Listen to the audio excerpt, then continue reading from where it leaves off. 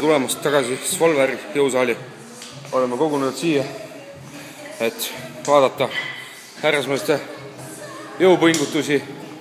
Ingmar nagu ikka teeb ühte sama harjutust juba teist nädalat, kuid ta on suurendanud raskusi 3 kilo pealt 23. Ja siin on meie uus tõusev täht Kalev. Ütle tere, Kalev! Tervist! Kalev on mehine mees, ta on nimelt tuntud tegelane Saarast Kalevipoeg. Nimelt ka tema isa on Kalev. Ja täna üritab ta teha siin võimatut. Tõsta ülesse,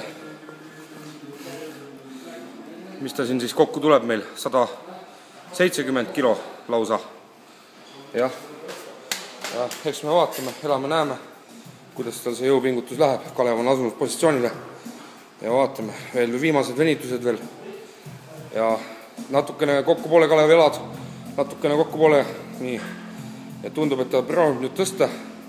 Veel venitused, selg paika ja tundub, et mees saigi hakkama ja selle raskuse nüüdseks seljatanud. Ütle, Kalev, kuidas on tunne peale sellist pingutust? Mehine raisk. Ja tõesti. Mehine on tõesti õige sõna selle võimsa vägitüki seletamiseks. Ja nägeme siin jälle järgmisel korral. Ja kas sul äkki, Kalev, veel mõni sõna Eesti rahvale veel äkki? Mis ma siin ikka öelda, et olge mõnusad. Selge, nägemist.